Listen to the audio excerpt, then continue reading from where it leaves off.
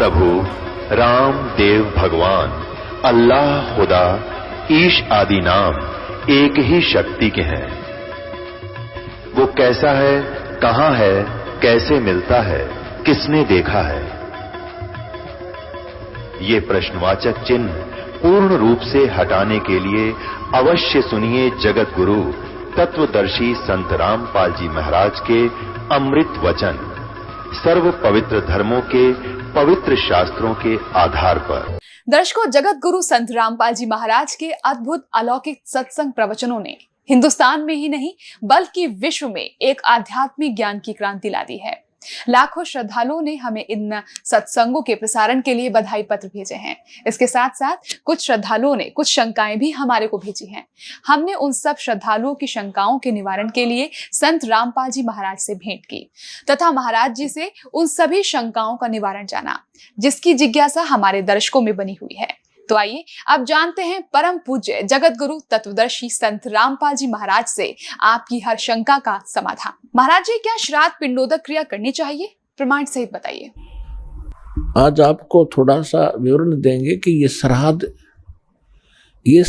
क्यों निकाले जा रहे हैं। पुण्यात्माओं, जब तक हमें सतगुरु नहीं मिलते तब तक हम अपने मनुष्य जीवन को व्यर्थ ही करके जाते रहे। भले ही हम आन उपासनाएं करके छोटी मोटी सिद्धियां प्राप्त कर लेते थे, जिस कारण से हम आम व्यक्ति से ज्यादा कुछ उत्तम नजर आते हैं। जो ये ऋषि महर्षि सिद्ध संत कहलागे, इन्होंने काल साधना की और उससे कुछ सिद्धियां प्राप्त कर ली, और जिस कारण से हमने इनको साधु संत और महात्मा पहुंचे हुए महापुरुष मान लिया। सिद्धि प्राप्त प्राणी ऐसा होता है जैसे आप देखते हो वर्षा के समय में बिलों से चींटियां निकलती हैं, और उन चींटियों में कुछ पंखों वाली चींटियां भी होती हैं, और वो आकाश में उड़ जाती हैं। तो अन्य चींटियों को ऐसा लगता है कि ये चींटी जो है ये तो भाई भगवान से मिल गई, ये तो आकाश में उड़ जाती है।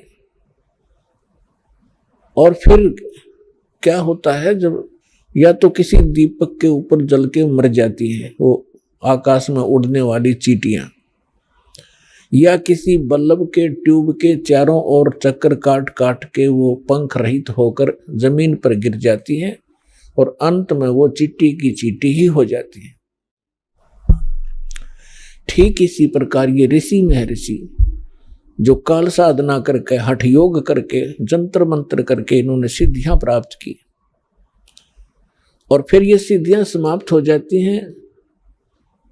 कुछ एक इनके उल्टे सुल्टे कार्य ये कर देते हैं, किसी को श्राप दे देते हैं, किसी को दुआ देते हैं, किसी को बद दुआ दे करके फिर ये लास्ट में जीव के जीव ही रह जाते हैं।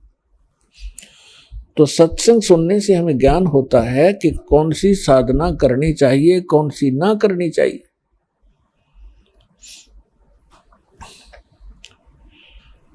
आज आपको थोड़ा सा विवरण देंगे कि ये श्राद्ध क्यों निकाले जा रहे हैं। हमारे जो धर्मगुरु थे ये अज्ञानी थे एक नंबर के।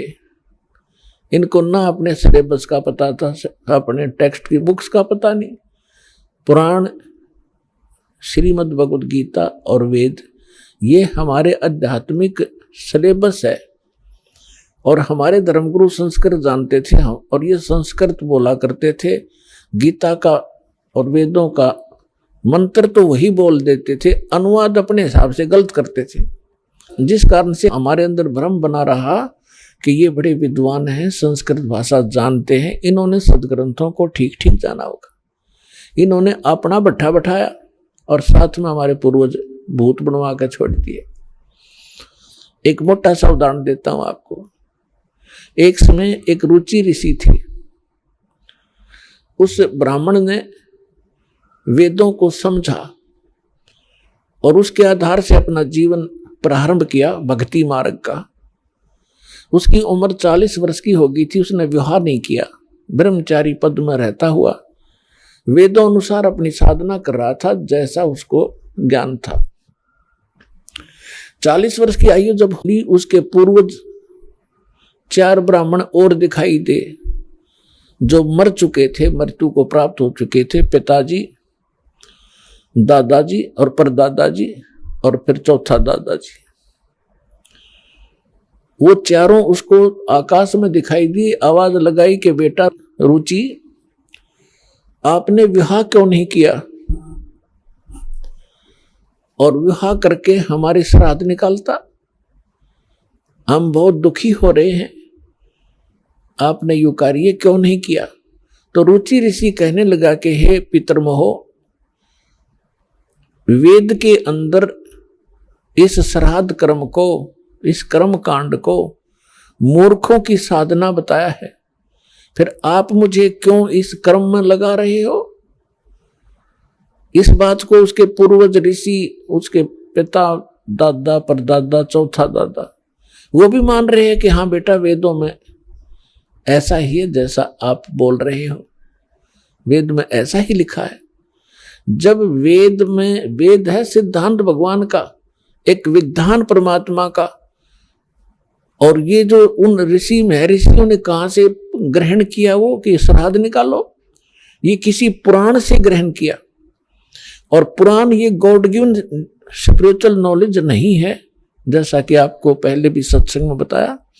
वेद और श्रीमद् भगवत गीता, वेद वाला ज्ञान ही श्रीमद् भगवत गीता के अंदर है, और सूक्ष्म वेद में भी ऐसा ही है जो परमात्मा ज्ञान देते हैं। तो अब आपको थोड़ा सा मार्कंडेय पुराण से ये प्रकरण रूबरू करते हैं, जिसमें रुचि ऋषि और उसके पूर्वजों का जो भूत बनकर धक्के खा रहे हैं और अपने पुत्र को भी उसी विवश कर रहे हैं कि तू भी मनभूत गलत साधना करके। ये देखिएगा मार्कंडेय पुराण, मार्कंडेय पुराण सचित्र मोटा टाइप, केवल हिंदी संक्षिप्त, गीता प्रेस के रूप से प्रकाशित है। और ये कहां से छपा है, अब इसके हम आपको ले चलते हैं 242-43 पे। ये देखिएगा 242 पृष्ठ पे मार्कंडेय पुराण, संक्षिप्त मार्कंडेय पुराण, रोच्य मुनि की उत्पत्ति कथा। मार्कंडेय जी कहते हैं, ब्रह्मन पूर्व काल की बात है, प्रजापति रुचि ममता और अहंकार से रहित इस पृथ्वी पर विचरते थे। उन्हें किसी से भय नहीं था, वे बहुत कम सोते थे। उन्होंने न तो अग्नि की स्थापना की थी और न अपने लिए घर ही बना रखा था।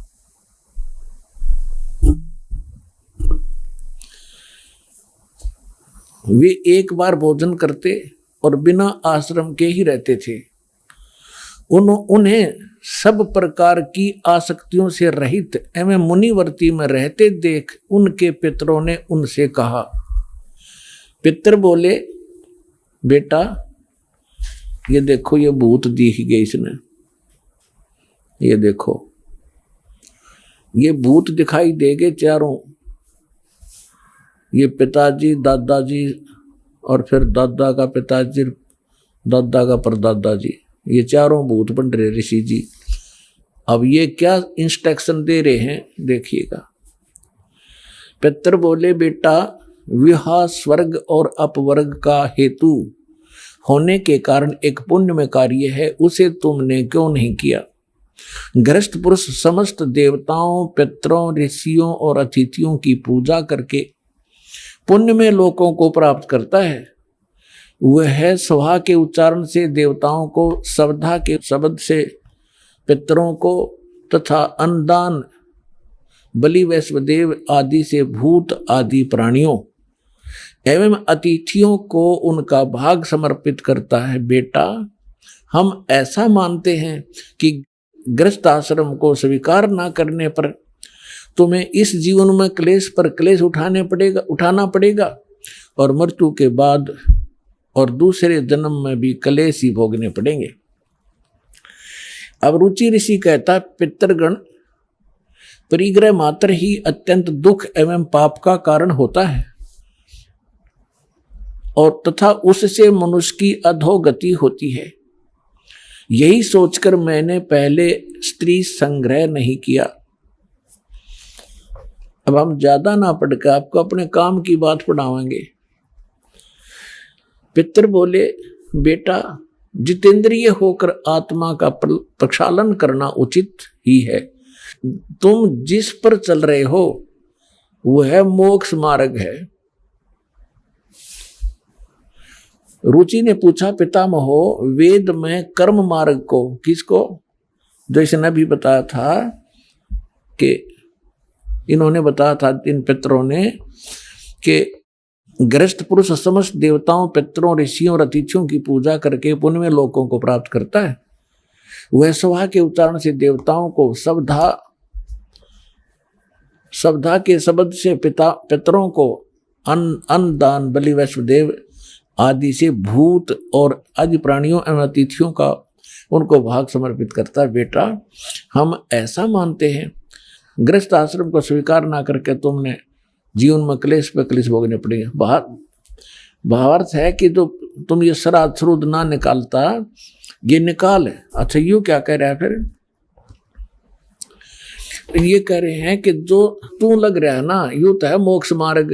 अब के पूर्वज कह रहे हैं कि जो तू लग रहा है वो मोक्ष मार्ग है, और हम बताओ वो नरक मार्ग में आ जा, तू मोक्ष मार्ग न छोड़ दे।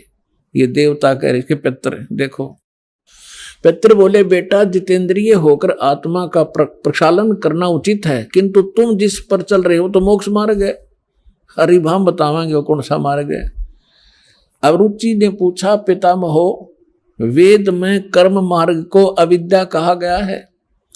ये श्राद्ध श्रुद्ध निकालना, भूतों की पूजा करना, तेरहवीं करना, ये सारा कर्म मार्ग है, कर्म कांड है। वेद में कर्म मार्ग को अविद्या, मूर्खों का मार्ग कहा गया है। फिर क्यों आप लोग मुझे उस मार्ग पर लगाते हैं? पितर बोले, ये सत्य है कि कर्म को अविद्या ही कहा गया है, इसमें तनक भी मिथ्या नहीं। फिर क्या रह गया? अब इनकी अकल देखो, इनकी चोर ले गए इनकी अकल को, इन पितरों की, श्राद्ध निकलवाने वालों की। अब वो लड़का ठीक साधना कर रहा था अपनी वेदों के आधार से, और ये भी मानते हैं कि तू आप जो साधना करे तो मोक्ष मार्ग है, और नो क्या हमारे वाले माजा तू कुएं में गिर पितर बने। और ये कह रहा है कि रुचि कह रहा है कि ये तो दो वेद में इसको मूर्खों की पूजा बताया है, अविद्या क्या है, और खुद भी मानते हैं ये बात तो सही है, इसमें कोई मिथ्या नहीं। फिर टट्टू रह गया, थोड़ा शर रह गया। क्या रह गया? जो वेद में रिजेक्ट कर दिया कि साधना नहीं करनी चाहिए, पितर पूजा, भूत पूजा। अब कहने का भाव ये है कि इन्होंने इस रुचि को डरा धमका के, अटबट सुना के, अब जिसके पहले वाले चार दादे परदादे पिताजी दिखाई दे जा, ये तो खैर बुद्धिमान व्यक्ति था, थोड़ा बहुत इसने तो अपना तर्क दे भी दिया। और आपको कोई चार दादे दिख जाए तो जब समर्पण कर दो, बोलो जी के को हो वही कर दूंगा। तो हमने इन दादों के चक्कर में ही पड़ा नहीं। कई भक्त कहते हैं कि भाई जैसे अपने पूर्वज दिखाई दे जा, पिताजी दिखाई दे जा, और वो कहे कि मेरे श्राद्ध निकलवा दो, तो कैसे मना किया जा सकता है? पुण्यात्माओं, तर्क के साथ विवेक से चलना पड़ेगा हमने। वो तो कुएं में गिर गए, अरे वो कह काजा बेटा तू भी गिर जा इस कुएं में, बुद्धिमान तो पड़ा नहीं। बुद्धिमान का कर्तव्य बनता है कुएं में गिरे हुए व्यक्ति को भी निकालने की चेष्टा करे, कोई ऐसा साधन खोजे, उसमें रस्सा फांस दे। तब उसने कहा आप भी पकड़ दो और बाहर आ जाओ, आपकी भी जान बचाए, मुझे क्यों मरवा रहे हो पिताजी? तो बुद्धिमता इसमें होती है। अब कुएं में गिरे हुए व्यक्ति को निकालना चाहिए, ना कि भावुकता में छलांग लगा दे, दोनों मर गए फिरता है। तो इन गलत साधना करके जो भूत योनि, पितृ योनि प्राप्त कर चुके हैं, उस साधना को हम नहीं करेंगे, नहीं तो हम भी उस कुएं में गिर जाएंगे। अपने आत्मा श्रीमद् भगवत गीता में क्या बताया है? श्रीमद् भगवत गीता अध्याय नंबर 9 के श्लोक नंबर 25 में कहा है कि जो देवताओं की पूजा करते हैं देवताओं को प्राप्त होते हैं, और जो पितरों की पूजा करते हैं पितरों को प्राप्त होंगे, पितर बन जाएंगे, और भूतों की पूजा करने वाले भूतों को प्राप्त होंगे, वह भूतों वाले ग्रुप में चले जाएंगे भूत बन के। और गीता ज्ञानदाता कहता है मेरी भक्ति करोगे मुझे प्राप्त होगे। देखिएगा, ये श्रीमद् भगवत गीता गीता प्रेस गोरखपुर से प्रकाशित है। जयदयाल गोविंद का इसके अनुवादक हैं। अध्याय नंबर 9 के श्लोक नंबर 25 को आपके रूबरू करते हैं। ये है अध्याय नंबर 9 श्रीमद् भगवत गीता और 25वां श्लोक। देवताओं को पूजने वाले देवताओं को प्राप्त होते हैं, पितरों के पूजने वाले पितरों को प्राप्त होते हैं, पितरों को प्राप्त होंगे पितर बन के जाएंगे वे, और भूतों को प्राप्त होने वाले भूतों को प्राप्त होते हैं। मेरा पूजने वाले मुझको प्राप्त होता है। अब वो इस पवित्र श्रीमद् भगवत गीता ने भी स्पष्ट कर दिया, भूत पूजोगे तो भूत बनोगे, पितर पूजोगे पितर बन जाओगे, और देवताओं की पूजा करोगे देवताओं के लोक में जाकर उनके अनुचर बनोगे। और गीता ज्ञानदाता कहता मेरी पूजा करोगे मुझे प्राप्त होगे। अंडरस्टूड है। अब सूक्ष्म वेद में कहा है कि राम रमे सो राम है, देव रमे सो देव, और भूत रमे सो भूत बने, समझ देख सुर भेव। अब आपको एक छोटी सी कथा सुनाता है दास। जो हमारे सतग्रंथ हैं उनके अनुसार हम साधना करेंगे तो हम सफल होंगे। श्रीमद् भगवत गीता अध्याय नंबर 16 के श्लोक 23 और 24 में कहा कि अर्जुन, शास्त्र विधि को त्याग कर जो मनमाना आचरण करते हैं उनको न तो सुख होता है, न उनको कोई सिद्धि प्राप्त होती है, और न ही उनकी गति होती है, अर्थात यूजलेस। इससे तेरे लिए अर्जुन कर्तव्य और अकर्तव्य की अवस्था में कौन सी साधना करनी चाहिए कौन सी ना करनी चाहिए, उसके लिए सदग्रंथ यानी शास्त्र ही प्रमाण है। किसी अन्य व्यक्ति की लोक वेद पर विश्वास ना करना। अब आपको सत्संग में पहले बताया था कि सदग्रंथ कौन से हैं जिनमें वर्णित साधना हम करें वो शास्त्र अनुकूल है। पवित्र चारों वेद और पवित्र श्रीमद् भगवत गीता जो वेदों का निष्कर्ष है, और सूक्ष्म वेद जो परमात्मा ने स्वयं अपने मुख कमल से आकर यथार्थ ज्ञान दिया है। इसके अतिरिक्त जो पुराण है वो परमात्मा का आदेश संविधान नहीं है, वो ब्रह्मा जी का ज्ञान है। और ब्रह्मा जी के साथ साथ फिर उन्होंने प्रत्येक ऋषि ने अपना कुछ अनुभव मिला करके अलग अलग पुराण बांट दिए। शिव पुराण, विष्णु पुराण, जो देवी पुराण, मार्कंडेय पुराण। जैसे मार्कंडेय ऋषि जी ने ब्रह्मा जी से प्राप्त ज्ञान को अपने हिसाब से सेट करके वेदों से मिला करके बना, तो जो वेदों से मिलता है वो तो वेद ज्ञान है, और जहाँ मार्कंडेय ऋषि ने अपने तुक्के मारे हैं वो पुराणों का ज्ञान है, ब्रह्मा जी का ज्ञान है, वो गॉड गिवन नहीं है। जो परमात्मा का दिया हुआ ज्ञान है वो संविधान है, उसके अतिरिक्त किसी ब्रह्मा जी का या किसी ऋषि का दिया हुआ विधान है अध्यात्म मार्ग का, तो उसका अपना है, एक अधिकारी का आदेश है, मालिक का आदेश नहीं है। जैसे एक समय एक दरोगा जी का मित्र था, एक ग्रामीण किसान, और उसने अपने मित्र दरोगा से कहा कि मेरा एक पड़ोसी है, साथ वाले मकान में रहता है एक व्यक्ति, और वो मुझे बहुत दुखी करता है, कोई समाधान बताओ। तो दरोगा जी ने कहा कि मार उसका लठ, माफ देख लूंगा।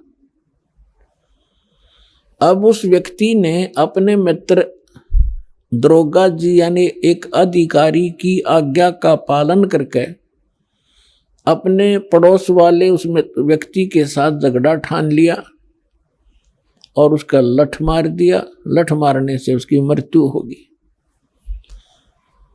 अब उस व्यक्ति ने एक अधिकारी की आज्ञा का पालन करके राजा का विधान भंग कर दिया राजा का विधान है कि कोई किसी की हत्या करेगा तो उसको सजाए मौत होगी। वही अधिकारी, वो SHO, अपने उस मित्र को अरेस्ट करना पड़ा उसने और हवालात में डालना पड़ा और फिर उसको सजाए मौत होगी। तो पुण्यात्माओं, जो वेद गीता और सूक्ष्म वेद, ये है विधान परमात्मा का। इसके अतिरिक्त कोई व्यक्ति विशेष या कोई ऋषि विशेष या कोई देव विशेष अपने सत्र का कोई ज्ञान आपको देता है, आदेश देता है कि ऐसा कर लो, ऐसा कर लो। अगर वो वेदों में नहीं मिलता है तो वो परमात्मा का विधान खंड होगा उसकी आज्ञा पालन करने से। अब आपको थोड़ी सी झलक दिखाते हैं इन पितरों, इन ये कहां से लाए श्राद्धने का ये सिस्टम।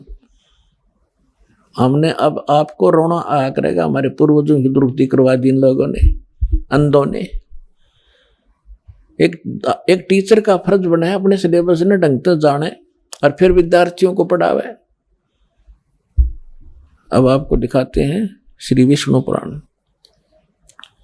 अपने आत्मा, यही पुराणों की अगर माने तो पुराणों के अंदर भी बहुत सा ऐसा विवरण दे रखा है जो जैसे दास ने बताया था कि जैसे हमारे सदग्रंथ हैं, ये एक वन है और वन के अंदर बहुत सी अच्छी जड़ी बूटियां होती हैं और जानकार व्यक्ति उन अच्छी जो आवश्यक है उन जड़ियों को निकालकर एक औषधि बना लेता है। उस वन के अंदर, जंगल के अंदर ऐसी भी जड़ी बूटियां होती हैं जो हानिकारक भी होती हैं। तो जिसको ज्ञान नहीं, वो हानिकारक जड़ी बूटियों को मिलाकर अगर बना देता है जुगाड़ कोई जड़ी बूटी, तो वो दवाई बनाता है तो हानि करती है। तो इन्होंने वो जड़ी बूटियां सेलेक्ट कर ली जो हमारे लिए हानिकारक थी। अब हम लेंगे वो जड़ी बूटियां जो हमारे लिए लाभदायक है, जो वास्तविक औषधि बनती है जिससे। तो ये विष्णु पुराण है, देखिएगा, ये है श्री विष्णु पुराण सचित्र हिंदी अनुवाद सहित और गीता प्रेस गोरखपुर से प्रकाशित है। इसके अनुवादक कौन है ये भी दिखा देते हैं आपको। इसके अनुवादक हैं श्री मुनीलाल गुप्त और गीता प्रेस गोरखपुर से प्रकाशित है। इसके 213 पृष्ठ पर थोड़ी सी झलक दिखाते हैं। समझदार को संकेत पर्याप्त होता है। ये तृतीय अंश और अध्याय नंबर 15 चल रहा है, 16 के आगे शुरू हो जाता। हम 15 पढ़ेंगे। हे राजन, श्राद्ध करने वाले पुरुष से विश्व देवगण, पितृगण, पितामह और कुटुंबजन सभी संतुष्ट रहते हैं। जो श्राद्ध करते हैं उनसे देवगण, पितृगण, पितामह, कुटुंबीजन सभी संतुष्ट रहते हैं।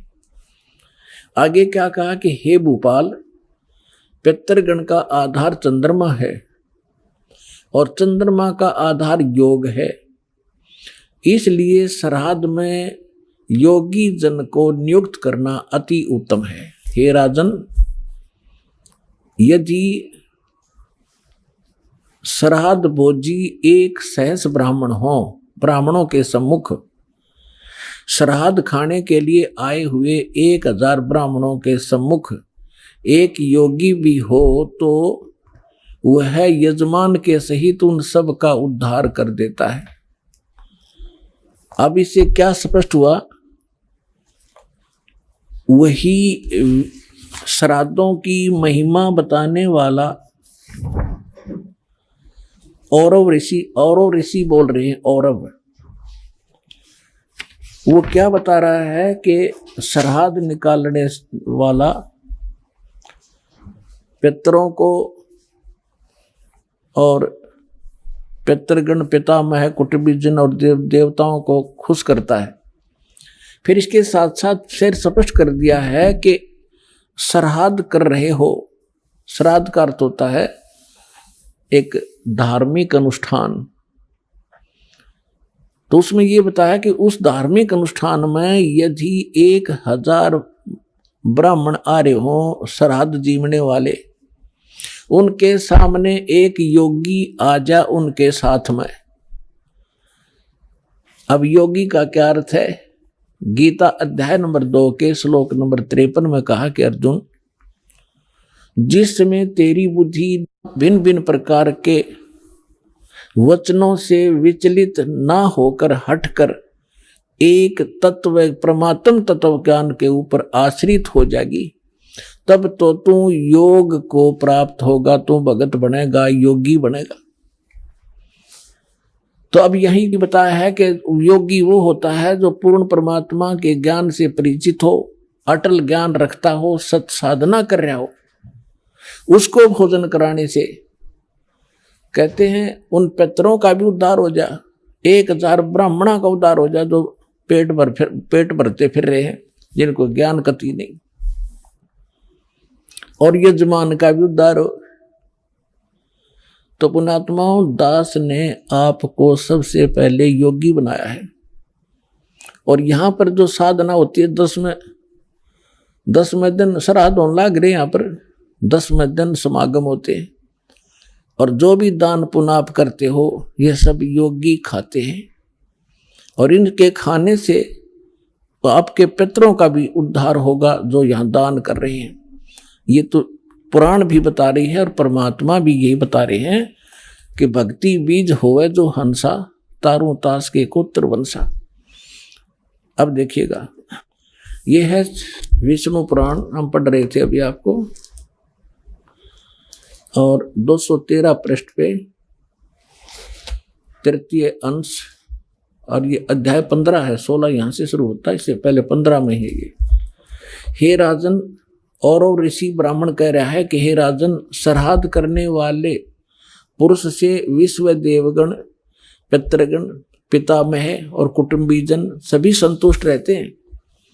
हे भूपाल, पितृगण का आधार चंद्रमा है और चंद्रमा का आधार योग है, इसलिए श्राद्ध में योगी जन को नियुक्त करना अति उत्तम है। हे राजन, यदि श्राद्ध भोजी 1000 ब्राह्मण हो, सहस्र मान 1000, और ब्राह्मणों के 1000 ब्राह्मणों के सम्मुख एक योगी भी हो, तो वह यजमान के सहित उन सब का उद्धार कर देता है। एक साधे सब सधे, सब साधे सब जावे, माली सिंचे मूल को फिर फले फूले गाय। योगी वो नहीं है जो पेट का पानी हला के दिखा दे, ऊपर न पैर कर ले नीचे न सुर, वो योगी नहीं है। वो तो एक प्राकृतिक चिकित्सक है वो व्यक्ति, वो संत नहीं है। योग का अर्थ होता है परमात्मा से मिलने का, योग करने का तरीका। योगी माने भक्त, साधक। तो अब आपको क्या सिद्ध हुआ कि हमारे सदग्रंथ वेद हैं, वेद अनुसार साधना करने से हमें हमारी शास्त्र अनुकूल साधना बनती है। और वेद और गीता दोनों एक ही हैं, और परमेश्वर ने जो ज्ञान दिया वो आपको सुबह सुना ही दिया था। रे भोली सी दुनिया, सतगुरु बिन कैसे सरिया, रे भोली सी दुनिया, सतगुरु बिन कैसे सरिया। अपने लला के बाल उतरवावे देख के चीना लग जइया, एक बकरी का बच्चा लेके उसका गला कटैया, रे भोली सी दुनिया, सतगुरु बिन कैसे सरिया। फिर काचा पाका भोजन बना के और माता धोकने गईया, और उस माता ऊपर कुत्ता मुत्ता, ओ क्यों ना मर गईया, रे भोली सी दुनिया, सतगुरु बिन कैसे सरिया। जीवित बाप के लट्ठम लट्ठा, जीवित बाप के लट्ठम लट्ठा, और मुए गंग पुचैया, जब आवे आसोज का महीना फिर कौआ बाप बनैया, रे भोली सी दुनिया, सतगुरु बिन कैसे सरिया। और उन्हीं से प्राप्त ज्ञान को गरीबदास साहब जी कहते हैं कि प्रेत सला पर जा बिराजे पितरों पिंड भराई, और बहुर श्राद्ध खान को आए फिर काग भय कलमाही। नर से तीतु पशुआ की जय गद्दा बैल बनाई, ये 56 भोग कहा मन बोरे, कित कुर्डी चरडे जाई। फिर क्या बताते हैं, जय सतगुरु की संगत करते ये सकल कर्म कट जाई, अमरपुरी पर आसन होते जहां धूप ना छाई।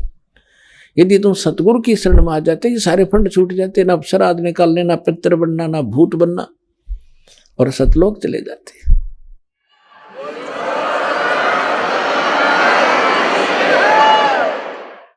एक जीवित उदाहरण देता हूं आपको। मेरे पूज्य गुरुदेव जी इसी हरियाणा स्टेट से भिवानी डिस्ट्रिक्ट में एक दादरी के पास बड़ा पैतावास गांव है, वहां के रहने वाले थे।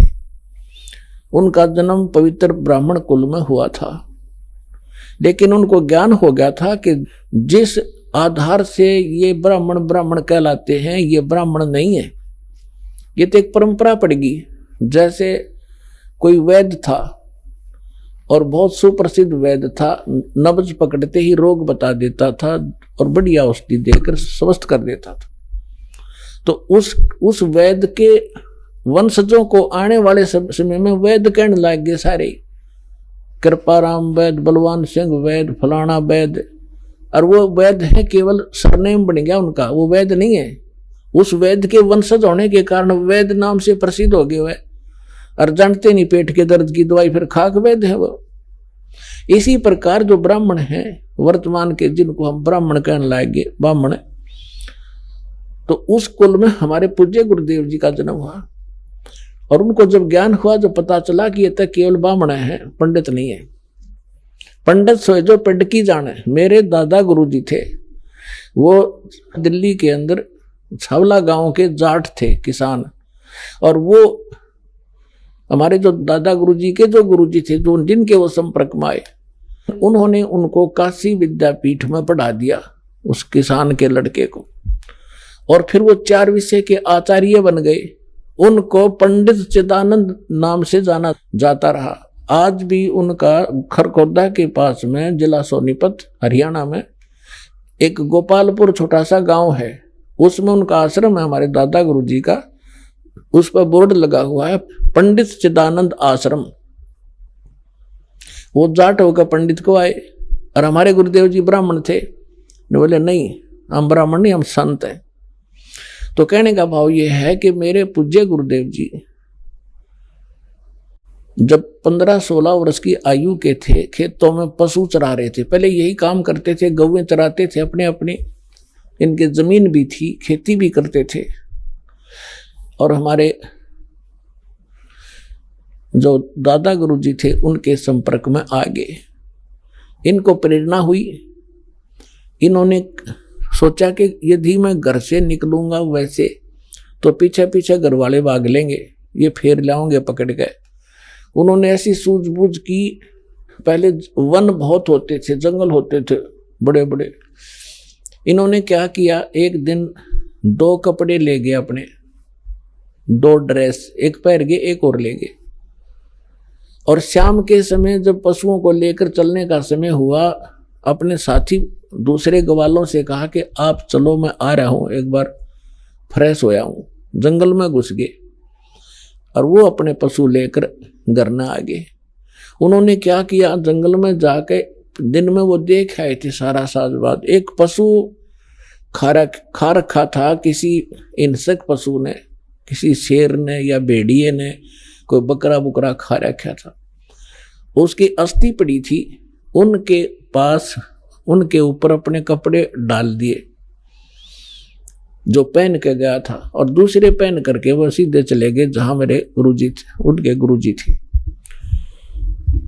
अब रात्रि का समय हो गया। उस समय कोई ऐसा टॉर्च टार्च भी ना होया करती गांव में। लगभग 100-125 वर्ष पहले की बात है। कुछ देर इंतजार की भाई। वो उनका नाम था हरद्वारी, बचपन का। तो घर वालों ने पूछा, दूसरे साथियों जो उनके साथ गए थे ग्वाले, भाई हरद्वारी नहीं आया। उन्होंने कहा कि वो आता ही होगा, वो फ्रेश होने चला गया था थोड़ा सा अंदर। काफी देर इंतजार करके घर वालों ने चिंता पड़ गई, भाई कोई हिंसक पशु रहते हैं यहाँ पर जंगल में, और बालक को कहीं हानि ना पहुंचा दियो। 10-15 व्यक्ति चले साथ में ग्वालों को लेकर के, जिनने देखा था इधर गया था अंधेरे में। उसमें ऐसी टॉर्च टार्च भी ना थी, एक दीपक सा जला रखा था, लालटेन दे रखी थी, थोड़ा थोड़ा टिमटिमाता सा प्रकाश था। ढूंढते ढूंढते खोजते खोजते अंदर गए, देखा तो वहां कपड़े पड़े, अस्थि पड़ी। एकदम अंधे हो गए। जो कहने लगे भाई बच्चा तो खा लिया। ओहो तो ये पड़ा भाई। फटाफट उसको उठाया, कपड़ों में बांधा, लाकर अर्थी बनाकर सुबेरे सुबेरे फूक दिया। और फिर होगी उसकी 13वीं शुरू। अस्थि ठाई, फिर गंगा में डाल के आए, फिर 13वीं करी, महीना करा, 6 माही करी, वर्षी करी, और फिर हो गए वो श्राद्ध शुरू। वो जा रहे अपना कल्याण कराने के लिए। जब उनका सतलोक गमन का समय हुआ, मेरे पूज्य गुरुदेव जी मुख्य तौर पर पंजाब में रहा करते थे। पंजाब में एक तलवंडी भाई नाम का छोटा सा कस्बा है, फिरोजपुर जिले में, और एक उनका आश्रम था मोगा में। तो तलवंडी में भी आश्रम था। अधिकतर वो तलवंडी रहा करते थे, वहां के सेवादार ज्यादा थे। तो तलवंडी भाई वो रहा करते थे। दास को दीक्षा देने का आदेश वो दे चुके थे 1994 में। 1996 में वो अपने गांव में आए, इस पैंतावास दादरी के पास। हमें पता चला कि गुरुजी यहाँ आए हुए हरियाणा में।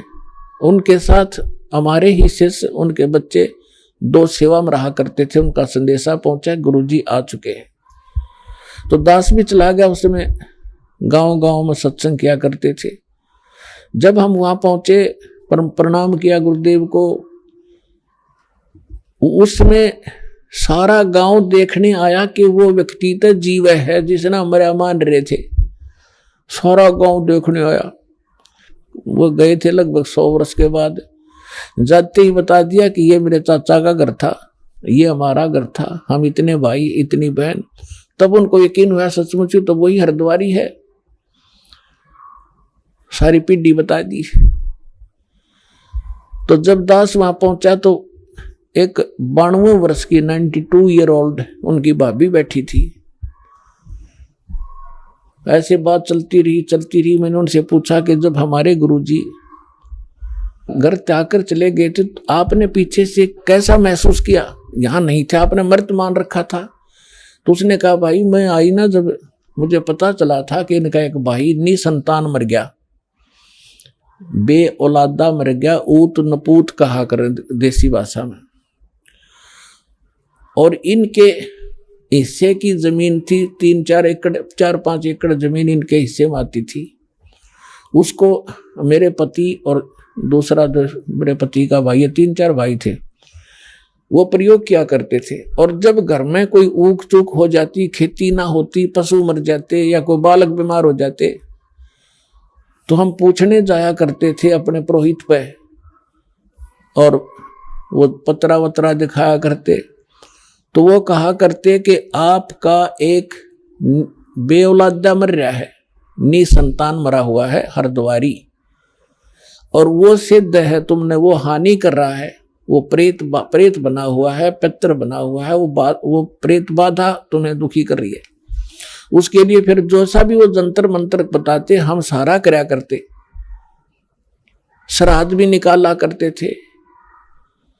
तो फिर मैंने उनसे कहा माता जी, गीता जी में लिखा है 9वें अध्याय के 25वें श्लोक में कि भूत पूजनीय भूत बनेंगे और पितर पूजनीय पितर बनेंगे, देवताओं के पुजारी देवताओं के प्राप्त होंगे, मेरी भक्ति करने वाला मुझे प्राप्त होगा। तो ये तो गलत साधन आपके सामने देख लो। ये तो जनता का कल्याण करने लग रहे और आप इसका कल्याण के लिए ठगे जा रहे थे। बोली भाई बात तो सच्ची है। मैं बोला जी अब तो त्याग दो इन बकवादों को, इन श्राद्धों को। ने बोली ना भाई, ने को कर छोड़ दिया तो पुरानी लाग है, वहां बाढ़ में जाए पुरानी लाग है। अरे इतना प्रत्यक्ष देख रहे हो आप, फिर भी नहीं मान रहे, तेरा गजब हो। तो पुण्यात्माओं, सौभाग्य आपका, ये परिवर्तन होगा ये सच्चाई के आधार से। पहले तो हम डरा रखे थे नकलिया ने, नो नहीं करोगे तो न्यू हो जाएगा, फलान हो जाएगा, खाक हो जाएगा। मालिक सिर पर बैठे, समर्थ का शरणा गहो रंग होरी हो, भाई कदे ना हो काज राम रंग होरी हो। समर्थ का शरणा हो, फिर कैसे हो जाए। एक भगत बता रहा था, वो कह रहा था जी मैं अपनी बहन के यहाँ चला गया, उनके वहाँ वर्षा होगी, मारा हुई नहीं, किसान था वो। और मैं अपने उनका संदेश आया कि यहाँ वर्षा होगी है, जमीन ज्यादा है, आप आइयो अपने बैल ले आओ, हमारी मदद करो। मैं अपने बैल ले गया खेती संवारने के लिए, बीज बोआने के लिए। मेरी सेवा लगा दी दूसरे खेत में, वहां मैं ले गया। जानता था मैं खेतों को सारे, कई बार जा रहा था अपनी बहन के यहाँ। तो वहां एक जोड़ी थी, उनके खेत के आसपास उस तालाब था छोटा सा, थोड़ा पानी था, और उसमें एक मंडी ही बना रखी थी किसी पीर प्यार की। मैंने दोपहर में जाकर देखा, पानी पिलाने गया पशुओं को, बैलों को, तो वहां एक धड़ी गुड़ रखा, बेली गुड़ की। मैं वह बेली ठा लाया, फोड़ के कुछ तो आप खाई और कुछ बैलों को डाल दी, उनने खा ली। तो मैं आके घर सो गया तो रात ने एक 3 फुट का व्यक्ति, दाढ़ी सी वाला, मुसलमान टाइप दिखाई दिया। नो बोला, तूने मेरी बेली खा ली और बैलों को खिला दी, और दूर खड़ा नो, इतनी दूर मेरे तो 50 फुट दूर। नो कह, तू तगड़े की शरण में था ना, तन्ना मारूं और तेरे दोनों बैलों को मारना था मैंने। तू तगड़े की शरण में है, यानी समर्थ की शरण में है, मैं तेरा कुछ बिगाड़ नहीं सका। मैंने सारे अपनी कोशिश कर ली।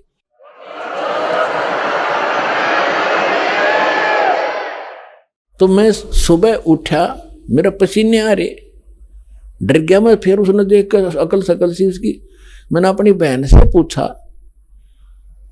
कि मैंने ऐसे ऐसे एक बेली रखी थी गुड़, आप खा लिया, कुछ बैलों को खिला दिया, और मुझे ऐसे ऐसे कितनी उम्र साइज का वो एक व्यक्ति दिखा, मुसलमान जैसा, यू के है। तो उसकी बहन बोली, रे भाई तू बच क्यों कर गया, उसने तो गढ़े चेटक कर रखे हैं, जब उसका किसी ने इतना भी कोई सामान उठा लिया ने, उसको मारे और उसके पशुओं में इतनी हानि कर दिया, हाहाकार मचा देता, तुम बचा क्यों करे।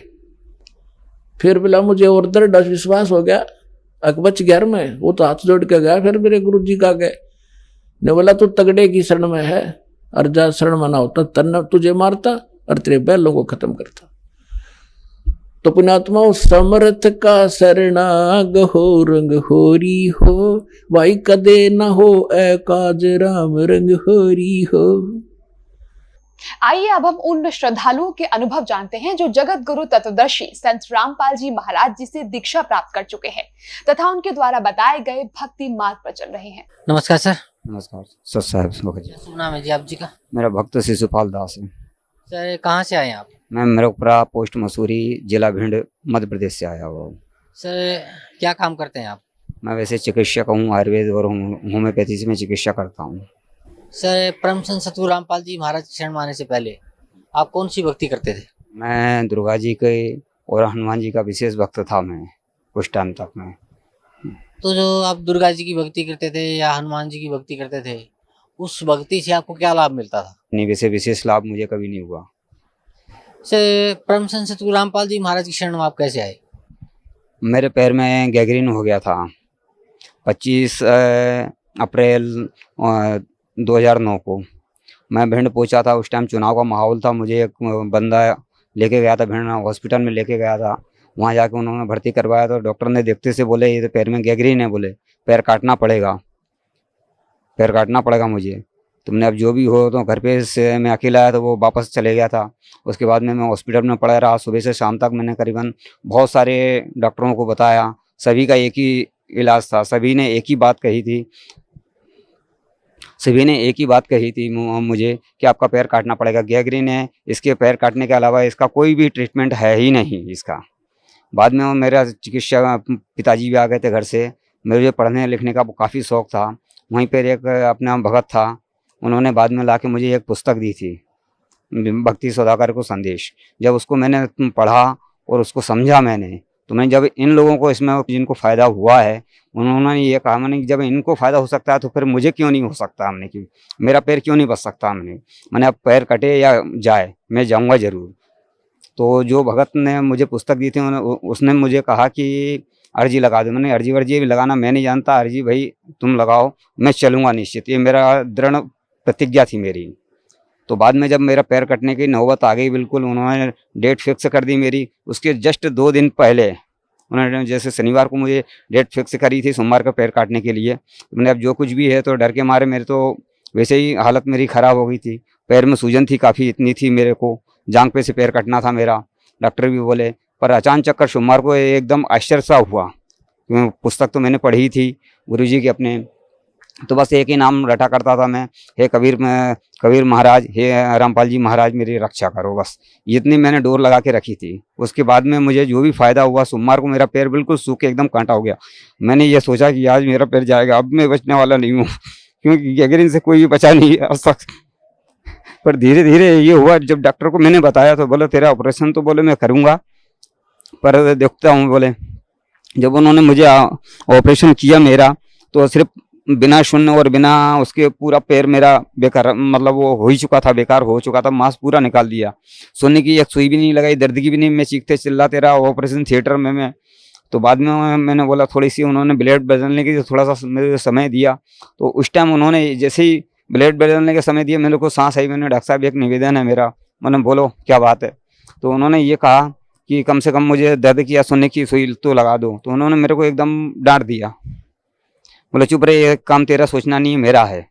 क्योंकि चिकित्सक मैं भी था, आयुर्वेद से मैंने डिग्री हासिल की हुई है। पर उसके बाद में जो मुझे फ़ायदा हुआ, तो डॉक्टर ने ये कहा था आखिर में कि तेरा पैर कैसे बचा। 35 साल की लाइफ में ये पहला केसेस है गैंग्रीन वाला जिसका पैर बचा है, नहीं आज तक किसी का पैर बचा नहीं है। किसी का 2 जगह से, किसी का 3 जगह से कटने के बाद में कोई आदमी तो चले ही गए बिल्कुल। कम से कम वो उसने खुद ने स्वयं ने ये बात स्वीकार की, डॉक्टर ने, वो भी ईमानदार डॉक्टर था, कि कम से कम बोले 10,000 आदमियों में से कोई एक बंदा बचता है इस बीमारी से, वो भी पैर काट दिया जाए तो, अन्यथा उसका भी चांसेस है ही नहीं। इस प्रकार मुझे यहाँ आने से पहले मालिक ने, संत रामपाल जी महाराज ने मुझे पहले ही फायदा दिया। तो आप पिताजी भी मेरे पुस्तक पढ़ते थे, उनको मैंने पूछा, उस टाइम में करीबन 10 मीटर भी नहीं चल पाता था बिल्कुल, एक टांग से भी, लाठी के सहारे से चलता था। 2-3 मीटर चला बैठ जाता था, 2-3 मीटर चला फिर बैठ जाता था। पिताजी को भेजा था 2009 में मैंने, तो वो नाम लेके गए। तो उनको पिताजी ने मालिक से अर्जी लगाई थी, तो उन्होंने बोला कि नामदान दिलवा दें। नामदान के लिए मैं तो खुद तैयार भी बैठा था। लेटिंग वेटिंग, चूँकि इंटीरियल में रहता हूँ, गांव में रहता था मैं, तो खुले में जाना पड़ता था। घर के पीछे ही थोड़ी सी जगह पे बैठ जाता था। शर्म आती थी मुझे, क्यों बहन बेटी सभी देखती थी मुझे कि इतना बड़ा, बोलो मैं बैठा हूँ वहाँ पे लेटिंग कर रहा हूँ मैं। एक दिन मैं ऐसी कमरे में गया था, गुरु जी की मैंने तस्वीर देखी और उनको दंडवत प्रणाम करने के बाद में मैंने जैसे ही उनसे अर्जी लगाई, हे मालिक कम से कम इतना कर दो, भले मैं लाठी के सहारे से थोड़ा बहुत चल लूँ, मैं खेत 2 खेत तो चल लूँ, तो मैं आपके पास में आ सकूँ मैं। जैसे मैं वहाँ पे पहुँचा, तो दूसरे दिन रात को मैं, जो दिन में 3 या 4 गोलियाँ खाता था मैंने रात को 1 गोली भी नहीं खाई। फिर मैंने, क्योंकि दर्द नहीं हुआ पैर में, मैंने गोलियाँ नहीं खाई। जब गोलियाँ नहीं खाई, मैंने सुबह पापा को बोला, मैंने पापा बोले मैंने गोलियाँ नहीं खाई, मेरे को दर्द नहीं हुआ। तो बोले अच्छी बात है बोले। फिर मैंने गोली खाई ही नहीं। सिर्फ जिस दिन ड्रेसिंग होती थी उस दिन मैं पूरा मांस निकाल चुके थे डॉक्टर मेरा पैर का, तो घर पे ही ड्रेसिंग कर लिया करता था। इतनी हालत भी नहीं थी, क्योंकि बीमारियों ने घर पे, पूरे घर पे हमको जकड़ के रखा था, सभी को, माता को, पिताजी को, मुझे भी। तो हालत इतनी ख़राब हो गई थी। जब मैं थोड़ा बहुत चलने लगा, उसके बाद में मैं यहाँ पर आया। 11 जुलाई 2009 को मैं यहाँ पहली बार आया था, नामदान लिया। सर, परम संत सतगुरु रामपाल जी महाराज से नाम उपदेश लेने के बाद आपको क्या लाभ मिला? उसके बाद में पहली बात तो ये हुआ कि उसके बाद में मुझे फिर पुनः कुछ शायद मेरी गलती हो गई थी क्या, तो थोड़ा सा मुझे पैर में कीड़े पड़ गए थे मेरे। ये 2009 में दीपावली की बात है, अमावस की बात है। उस दिन मैंने ड्रेसिंग के लिए जैसी पट्टी खोली, वैसी कीड़े झड़ने लगे, जैसे पैर हिलाऊँ जैसे नीचे टप टप करके गिरे। मैंने अब तो जाना ही, अब तो बचना है, कोई चांसेस है ही नहीं। पर मैंने आश्रम के लिए फ़ोन किया, तो आश्रम से मुझे वापस फ़ोन गया, तो उन्होंने बोला आप ज्योति लेके आ जाना, बोले यहाँ पे। मैंने, पर मैं अभी चलने फिरने के लायक नहीं हूँ। तो बोले आप जब भी आओ, जब लेके आ जाना। तो मैंने ठीक, अच्छी बात है। पिताजी के हाथ से मैंने ज्योति पहुँचा दी। बाद में मेरा ऑपरेशन, ग्राफ्टिंग होना थी। ग्राफ्टिंग के समय भी ग्वालियर हॉस्पिटल में मैं भर्ती था, वहाँ पे भी 1 महीना रहा। पर धीरे धीरे सब फायदा होता है। ग्राफ्टिंग के लिए मेरे शरीर में ब्लड नहीं था, बोले ब्लड को बढ़ाओ। मैंने, अब आप डॉक्टर दवाइयाँ दे रहे हैं और नहीं बढ़ रहा, तो उसका मैं कोई इलाज कर नहीं सकता। मैंने, मेरे पास में और एक्स्ट्रा किसी से ब्लड लेने की वो नहीं है, आदत नहीं है। तो उन्होंने उसी टाइम मेरा ऑपरेशन चालू कर दिया। ओटी में जब मैं पहुँचा था, ग्राफ्टिंग चल रही थी, धड़ मेरा कमर से नीचे सुन्न था। तो एकदम मुझे उंगलियों पे मैं अपना गुरुजी का नाम ले रहा था, अपना मंत्र जाप कर रहा था मैं। तो डॉक्टर ने बोला कि क्या कर रहे हैं, मैंने कुछ नहीं, मैंने गुरुजी का नाम ले रहा हूँ बोले मैं। ऐसे करते करते एकदम मुझे कुछ देर बाद बातों में उनके मेरा ध्यान बटा, मेरे को घबराहट सी हुई तो उन्होंने ऑक्सीजन दे दिया मुझे। ऑक्सीजन कब निकाला उन्होंने, क्या किया मुझे फिर पता नहीं है, पर बाद में उनकी एक शब्द मेरे कानों में गूंजा था, देखो मूवमेंट कर रहा है बोले ये। तो फिर बाद में मेरे को करीबन एक हफ्ते बाद मैंने डॉक्टर से पूछा, मैंने एक बात बताया सर, मैंने कि कम से कम ये तो बता दो मुझे कि उस टाइम ऑपरेशन ओटी के अंदर मेरे साथ में क्या हुआ था। बोले कब, मैंने जिस दिन ऑपरेशन था, मेरे ग्राफ्टिंग हुई थी पैर पे, मतलब जांघ पे से खाल निकाल के पैर पे चढ़ाई थी उस टाइम। बोले कुछ तो भी नहीं, मैंने कुछ तो हुआ था, आपने एक शब्द बोला था, मैंने मूवमेंट कर रहा है। मेरे गैर होश हुआ नहीं था, मैं बेहोश हुआ नहीं था मैं, पर मेरे शब्द में बीच में कहाँ गई ऑक्सीजन, आपने कब निकाली मेरे शरीर से, मुंह पे से कब हटाई थी मुझे जानकारी नहीं। तो बोले तुम बोले 5 या 7 मिनट के लिए बोले चले गया था, बोले शरीर में जान नहीं रही थी। जो हार्ट में इंजेक्शन लगाते हैं वो भी इंजेक्शन लग चुका था, पर मुझे कुछ भी नहीं पता था। इस प्रकार परमात्मा ने मुझे डबल से जीवन दान दिया था मुझे वापस। उसके बाद में फिर भक्ति करते रहा मैं आराम से। अभी 2 साल पहले मुझे लीवर और तिल्ली में अचानक चक्कर बहुत ज़्यादा सूजन आ गई। डॉक्टर ने फिर ऑपरेशन का बोला मुझे कि ऑपरेशन करवा लो आप। बोले ऑपरेशन नहीं करवाओगे तो बोले मर जाओगे। तो मैंने आप जिंदा रखने की मुझे गारंटी देते हो क्या? बोले ऐसा भी कोई होता है क्या? नहीं होता। मैंने छुट्टी करो मेरी। तो बोले ये दवाइयाँ लेते रहना। तो मैंने दवाइयाँ वगैरह कुछ नहीं लिया, सीधा वहीं हॉस्पिटल से सीधा अपने आश्रम पे आया। गुरुजी से ना अर्जी लगाई मैंने, गुरुजी को बोला, गुरुजी बोला कोई बात नहीं ठीक हो जाएगा। यहाँ से वापस गया, बिल्कुल मैं ठीक हो चुका था मैं। इस प्रकार तो मुझे फ़ायदा स्वयं को हुआ। मिसेस को भी मेरे फिर बाद में करीबन पैर में दर्द होता था, मैं घर में अकेले ही जुड़ा था और पापा जुड़े थे और कोई नहीं आ रहा था मेरे यहाँ से। मिसेज भी मतलब घर में सब पूजा पाठ वगैरह सब मैंने बंद कर रखी थी सभी कुछ, पर मैसेज आ नहीं रही थी। उनके पैर में दर्द चालू हुआ, चूँकि चिकित्सक मैं भी हूँ, मैंने भी दवाइयाँ दी, दूसरी जगह भी 2-3 जगह से दवाइयाँ लगी थी, उनको कोई फ़ायदा नहीं हुआ। तो मैंने एक काम करो, मैंने चलो बोले गुरु जी मालिक के पास में चलो, महाराज जी के पास में, संत रामपाल जी महाराज के पास में चलो, फ़ायदा हो जाएगा। तो बोले मरती क्या नहीं करती। वही किस्सा उसके साथ में हुआ। उन्होंने दंडवत प्रणाम किया, बोले फ़ायदा तो नहीं हुआ। हमने धीरज रखो, थोड़ा थोड़ा मैंने आराम मिलेगा। तो उनको फिर मैंने अमृत जल थोड़ा सा पिलाया और रात भर में उनको आराम मिल गया। जहाँ लाठी के सारे से वो चल रही थी बिल्कुल बेधड़क चलने लगी, आराम मिल गया। फिर उसके बाद में मिसेस को भी फ़ायदा हुआ, बच्चे को भी फ़ायदा हुआ। आज कुल मिला के हम सभी लोग सुखी हैं। सर, परम संत सतगुरु रामपाल जी महाराज से नाम उपदेश लेने के बाद आप जो बता रहे हैं कि भाई जैसे आपका पैर कटने वाला था वो ठीक हो गया, फिर आपको और भी बहुत से रोग थे, आप एक चिकित्सक होते हुए भी अपना इलाज नहीं कर पा रहे थे, फिर आपने परम संत सतगुरु रामपाल जी महाराज से प्रार्थना की, उनसे अरदास लगाई, तो माता आशीर्वाद से आपके वो रोग ठीक हो गए। आपकी पत्नी को भी बीमारी थी वो भी ठीक हो गई। तो सर, भगत समाज को आप क्या संदेश देना चाहते हैं? मैं भगत समाज को संदेश यही देना चाहता हूँ, आज ये संत रामपाल जी महाराज, इनको एक संत ना समझते हुए पूर्ण परमात्मा समझिए। ऋग्वेद में लिखा हुआ है, शाप लिखा हुआ है कि पूर्ण परमात्मा इंसान के पाप से पाप कर्म को भी काट कर 100 वर्ष की आयु प्रदान करता है। मैं सभी को ये बोलता हूँ, वो लोग यहाँ पे बरवाला जिला हिसार हरियाणा में आएँ और अपना आत्म कल्याण करवाएं। जी धन्यवाद आपका, बहुत बहुत धन्यवाद। नमस्कार सर। सर साहब, सर क्या शुभ नाम है जी आपका? मेरा नाम सर अखिलेश दास हैगा। मैं ग्राम महुआ चाचर, जिला हरदोई, यूपी का रहने वाला हूँ। सर क्या काम करते हैं आप? सर मैं राजमिस्त्री हूँगा। सर, संत रामपाल जी महाराज की शरण में आने से पहले आप कौन सी भक्ति करते थे? सर मैं इनसे पहले जो है हमारे घर में जो है ब्रह्मा विष्णु महेश की ये पूजा वूजा और जो व्रत करते थे, देवी दुर्गा माता का जो व्रत करते थे, हम भी कभी कभी व्रत करते थे। और जो है ये हमारे इधर जो डिस्ट्रिक्ट के सीतापुर में पड़ता है नाभी सारायण अमावस्या, वहाँ हर जाते थे जो है। और यही जो शंकर जी का स्थान है कि गोला लखीमपुर में, वहाँ भी जाया करते थे। लेकिन मेरे घर में कोई जो है सुख शांति नहीं होती थी, सब परेशान रहते थे। कोई लड़ाई झगड़ा मुकदमेबाजी, बहुत परेशान रहते थे। बीमारी सारे कुछ बचन नहीं हो रही थी, बहुत परेशान रहते थे सब। तो सर, संत रामपाल जी महाराज की शरण में आप कैसे आए?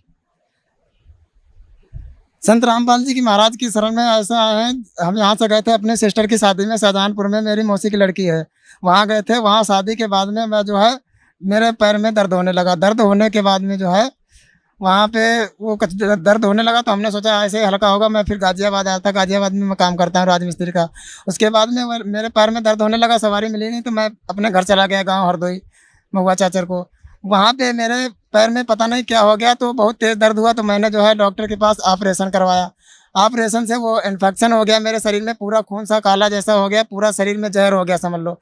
इतना दर्द हो रहा था कि पूरे शरीर में फोड़े जैसे बन गए थे, इतना दर्द हो रहा था जैसे कि लग रहा हो कि अब मेरी जान बस निकलने ही वाली है, बहुत तेज दर्द हो रहा था। फिर वहाँ से लेकर के गए तुरंत हरदोई हॉस्पिटल में, कटिहार नर्सिंग होम गए, बड़ा हॉस्पिटल रहेगा, वहाँ लेके गए। वहाँ पे बस तुरंत इलाज हुआ ना, उसके बाद में मुझे कुछ वहाँ 3-4 दिन तक भूख नहीं लगी, और जो है दवाई तो कुछ हल्की थोड़ी बहुत फ़ायदा की। उसके बाद में मेरे मामा जी और मेरी मौसी जी यहाँ से जुड़ी थी, उन्होंने यहाँ प्रार्थना की थी। इनको पता हुआ कि मतलब यहाँ पे जो मेरा भांजा है वो ठीक हो जाएगा, मैं वहाँ लाऊंगा। ये गए मुझे देखने थे, मैं बीमारी था, वहाँ पे कुछ अच्छा नहीं लग रहा था मुझे, महक अच्छी नहीं लग रही थी वहाँ सरकारी हॉस्पिटल में, जो प्राइवेट था उसमें। तो वहाँ पे मैं रुका नहीं, अच्छा नहीं लगा, मैं बीमार ही अपने घर चला गया। हमने सोचा चाहे जान चली जाए लेकिन मैं यहाँ नहीं रहूँगा, अच्छा नहीं लगा। फिर वहाँ पे जो है हमने कहा जो परमात्मा करेंगे तो करेंगे। फिर वहाँ मेरे मामा जी ने ज्ञान गंगा पुस्तक दी, उस पर जो है उन्होंने कहा कि इनसे कहो कि महाराज जी आप ठीक कर देंगे हमको, ठीक होने के बाद में सतलोक आश्रम बरवाला में हम वहाँ दर्शन करने आएंगे। तो हमने सोच लिया कि परमात्मा जी अगर आप जो है ठीक कर दें तो हम कभी आपका आश्रम देखेंगे। मैंने कभी ये तक नहीं सोचा था कि कोई मैं गुरु बनाऊंगा या कुछ आगे भक्ति करूंगा। फिर उसके बाद में मैं ठीक हो गया तो मैं गाजियाबाद में रहता था, मैं अपने हृदय से सोचता था कि मैं कभी सतलोक आश्रम बरवाला या रोहतक जाऊंगा, देखूंगा कि आश्रम कैसा है। वहाँ पे जो है मैं ये सोचता था। एक बार जो है मेरे मामा जी आ गए, हमने सोचा चलो मैं भी चलता हूँ। यहाँ पे देखा कि मैं सोचा था कि यही ऐसे ही दर्शन करेंगे और उसके बाद में फिर वापस आ जाएंगे। मैंने देखा कि यहाँ स्वयं परमात्मा आए हुए हैं, तुरंत मुझे पता चला कि परमात्मा आए हुए हैं। तुरंत मैंने अपनी मर्जी से नाम ले लिया और जो है भक्ति करने लगे। और भक्ति करने के बाद में हमको जो लाभ मिलते हैं, जो शास्त्रों में लिखा है कि परमात्मा जो है सब लाभ देते हैं, उनके मर्यादा में रहो। तो जो है हमारे घर में पहली बात तो मेरे फैमिली में भाई में वो फर्जी मुकदमे सब चलते थे, उसमें भी मतलब अपने आप वो खारिज हो गया। मैं गया तक नहीं तारीख लेने तक, अपने आप खारिज हो गया। जो मेरे विरोधी थे वही अपने घर के बन गए। मैं किसी से विरोध नहीं करता हूँ कि परमात्मा ने कहा है कि जो तो को कांटा बहे ताको वो तू फूल, कबीर परमात्मा ने कहा। तो मैं उनसे भी विरोध नहीं मानता। जो मेरे से मुकदमा किए थे मैं उन्हीं से बोलता चलता हूँ। मुकदमा भी खारिज हो गया। वो फैमिली मेंबर भी थे, वो साथ में खाना खाते हैं और उनको भी यहाँ लाया, मैं उनको नामदान भी दिलवाया। उसके बाद में मेरे घर में जो है रहने के लिए भी परेशानी दिक्कत थी, मकान भी सारा परमात्मा की दया से सारे लाभ मिल रहे हैं। मैं और बाकी मेरे मम्मी के ब्लड प्रेशर हाई हो जाता था। उसके बाद में जो है मैंने परमात्मा से प्रार्थना की कि गुरुजी मेरी मम्मी का जो है ब्लड प्रेशर हाई हो जाता है। उसके बाद में परमात्मा ने कहा चलो देख लेंगे हम। उसके बाद में मम्मी यहाँ आई तक भी नहीं है, उनको जो है लाभ मिल गया। घर में कोई बीमारी नहीं रहता, हमारा भी शरीर ठीक रहता है। मेरा भाई एक है वो भी यहीं आता है, लगभग हर महीने बुला लेते हैं। 2 महीने में तो ज़रूर ही मैं आ जाता हूँ यहीं दिल्ली से। परमात्मा की दया है ऐसी हमारे घर पे बस। तो सर संत भगत समाज को क्या संदेश देना चाहते हैं आप? मैं भक्त समाज को यही संदेश देना चाहता हूँ, जो भी कोई आदमी जो भगत होता है उसको जो है सुख से ही जो सुख होते हैं वो पुण्य से ही होते हैं और पाप से ही दुख होते हैं। पाप कोई काटने वाला है नहीं, पाप काटने वाले हैं तो वो स्वयं कबीर परमात्मा है, वो उन्हीं का अवतार संत रामपाल जी महाराज हैं। मैं तो सबको ये संदेश देना चाहता हूँ, कोई भी भगत है कैसा भी है, सुखी भी है, वो भी आए संत रामपाल जी महाराज के दरबार में, यहाँ सतलोक आश्रम बरवाला में। और जो है अपने जो यहाँ जो भक्ति दी जाती है शास्त्र विधि के अनुसार दी जाती है, शास्त्रों के प्रमाण से दी जाती है और उसमें मर्यादा में रह करके भक्ति करें और अपने जीवन का कल्याण करें। जो संसारिक लाभ मिलते हैं वो तो मुफ्त में मिलते हैं, बाकी इससे मेन लाभ जो है जन्म और मृत्यु का जो रोग छूटता है, इससे जो है सत्यलोक पहुँचेंगे। इसको जो है भक्ति करें और सत्यलोक पहुँचें। धन्यवाद आपका बहुत बहुत।